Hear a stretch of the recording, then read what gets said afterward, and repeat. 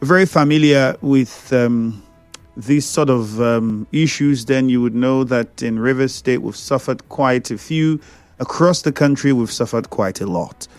And this has caused many residents to suggest ways through which we can curb this ugly incident and ensure that the roads are safer, not just for other road users, but also for those who drive these heavy-duty trucks. I would quickly remind you of the one on the Obirikwe flyover that involved a gas truck and the explosions that followed afterwards. Well, this morning, I would be looking into what the federal government is doing. If you listen to the news this morning, you must have heard the suggestions that are being made by the government to tackle this particular problem. And the government intends to ban 60,000 litre fuel tankers from roads beginning from March 1 as part of measures to mitigate accident. And this information came from the director of the NMDPRA, that's the Nigerian Midstream and Downstream Petroleum Regulatory Authority. Now, this, of course, has brought about many reactions, including the one from NATO. NATO is the National Association of Road Transport Owners. They've also expressed fears that if the government implements this ban on 60,000 litres capacity tankers, they are going to lose a lot of money. In fact, specifically, they might be losing around 300 billion naira worth of investment by tanker owners. Well, all of these and many others have formed the worries that people have. On the show today, I would be speaking with the National Treasurer of NUPENG. He will be joining us this morning. He is also the NLC chairman, Rivers State, Mr. Alex Agwanwo. Sir, thank you for joining us. Good morning to you. Yeah, good morning.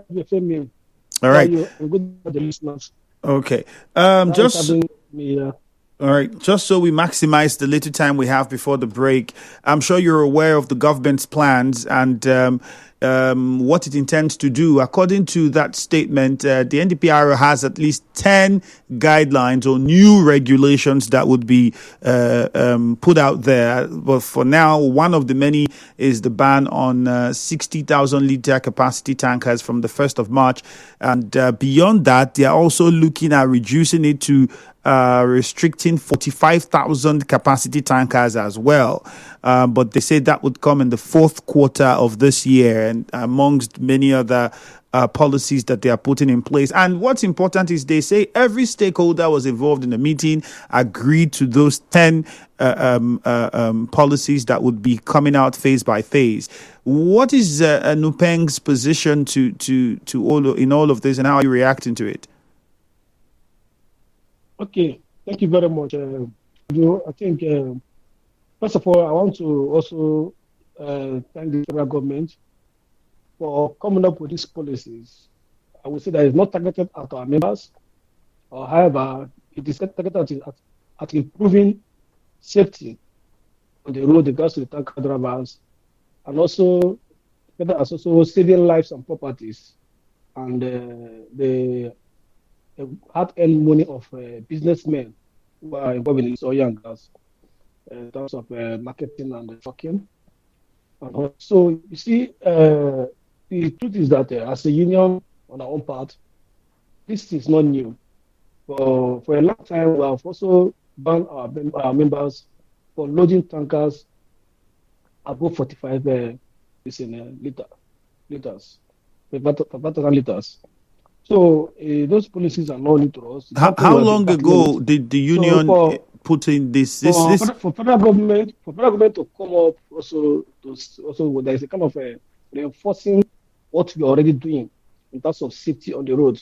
Okay. Because our members are involved with the impact of this in terms of the loss of lives, the loss of product, which is money. So, you know, the loss of the property, the trucks. Mr. So Alex. we know the impact. We have been the one that have been at the suffering end. Mr. Alex, if you'd allow me, if you can hear me, you said that NUPENG had already put in place a regulation similar to this, but then you talked about restricting 45,000 liters tankers, right? I would like you to tell us how long ago that has been in place and how come the enforcement of it has not been very successful. No, the enforcement of it has been there. Andrew, let me tell you, the enforcement have been there. And we have our task force people along all the express. So they check these tankers and they arrest them. They query them, they find them, and for doing that. So the challenge is the depots who load these trucks, you know. So the depots that load those capacity. That's why I say we're happy that the government is coming on board, and the NUP, the MDPRA is also involved, because at the depots they will begin to enforce it from the depots. So we cannot stop the marketer tell you how many liters you buy or use in your tank. But our own is to make sure that if we see it, we make sure that we stop it and advise and possibly stop that tanker from going to where it's supposed to go. So that is our own. You know, the challenge of this is not about what can cause accidents, but our major challenge is that we had meeting with the General of National Education Agency, Malan Nada, in our office on Monday, that's 17th of February this month. That's just this past Monday. What is a sensation meeting to collaborate in order to sensitize the public, even our members who are tanker drivers, in order to the impact of about this via this environmental dangers associated with this cooking of fuel and fallen tankers. So in that meeting, we also stated clear that the issues are not just about the load that these trucks carry.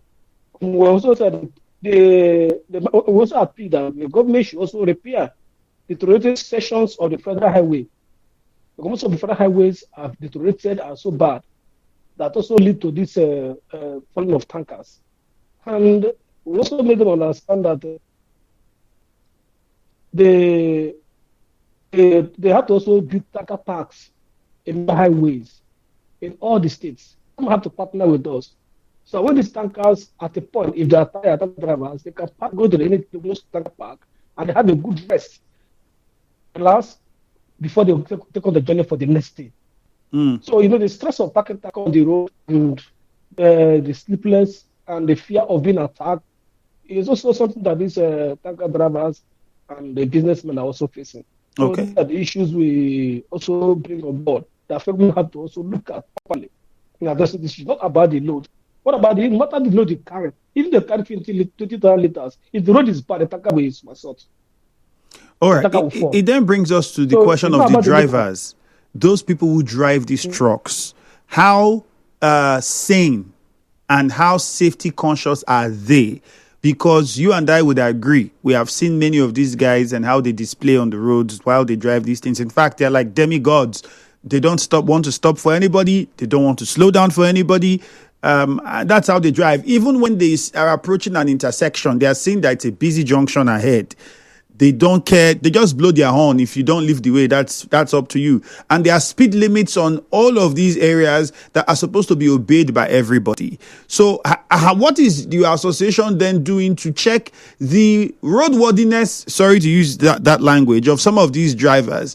Are they qualified enough to even man the vehicles that they man? And are they psychologically okay to even apply these roads? Okay, thank you very much. I think it's very important. We have a strong partnership with the Federal Safety Commission, which in all our depots, they're always there too. Because we have our checklist for every trucks, for you to move out of the depots and go on the road. And we have also told most of the truck owners, put a speed limit in your truck. So that speed limit also control the driver, no matter how he wants to be in a hurry to move with that truck. If there's a speed limit, so the driver will not go beyond the limit.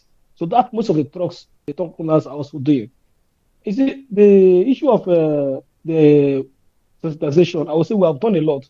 If you go to the depot, if you look at our checklist for trucks, before you leave the depot, you must have a membership biometric ID card, which shows that you're a member of... Okay, Mr. Alex, hold it there. Let's take a short commercial. We'll continue afterwards.